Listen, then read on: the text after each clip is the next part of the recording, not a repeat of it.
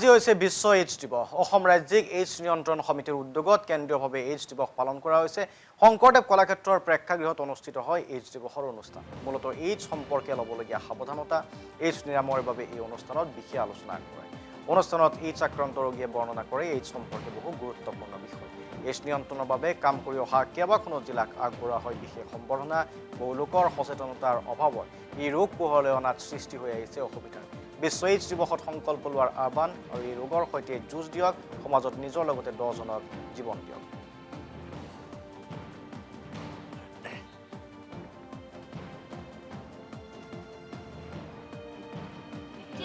We are very, instead of Assam, we are just standing in very comfort position. At we এইডছৰ ক্ষেত্ৰত অন্তত national লেভেলতকৈ আমাৰ ইয়াত এইডছৰ ইপিডিঅ'লজিটো অসমত অলপ কম থকাৰ কাৰণে আমি কমফৰ্ট জোন। কিন্তু এই কাৰণে আমাৰ প্ৰয়োজন আছে আমাৰ মোষ্ট ইণ্টেনচিফাইড আমাৰ ছাৰ্ভেইলেন্স ৰিকুৱাৰ্ড আৰু যাতে নহওক এইডছ নহওক। আৰু সেইকাৰণে আমি প্ৰথমতে এটা লাইনৰে জানো আমি যদি এইডছ জানো আমি এইডছৰ পৰা আঁতৰি থাকিব পাৰোঁ।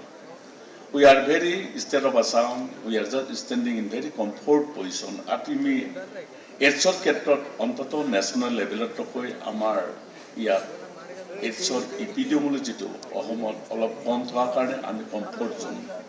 কিন্তু এই কাৰণে আমাৰ প্ৰয়োজন আছে আমাৰ মোষ্ট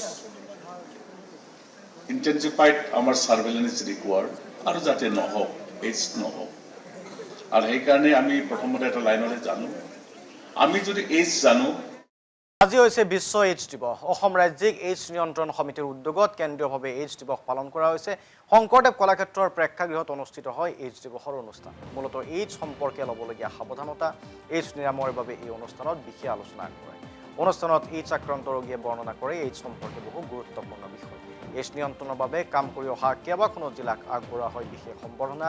বহু লোকৰ সচেতনতাৰ অভাৱত এই ৰোগ পোহৰলৈ অনাত সৃষ্টি হৈ আহিছে অসুবিধা। বিশ্ব এইডছ দিৱসত সংকল্প লোৱাৰ আহ্বান আৰু এই ৰোগৰ সৈতে যুঁজ দিয়ক, সমাজত নিজৰ লগতে 10 জনক জীৱন দিয়ক।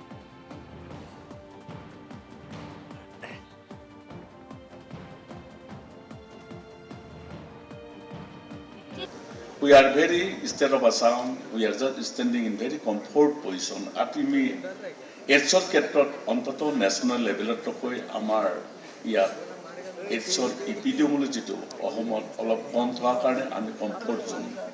কিন্তু এই কাৰণে আমাৰ প্ৰয়োজন আছে আমাৰ মোষ্ট ইণ্টেনচিফাইড আমাৰ ছাৰ্ভেইলেন্স ৰিকুৱাৰ্ড আৰু যাতে নহওক এইডছ নহওক।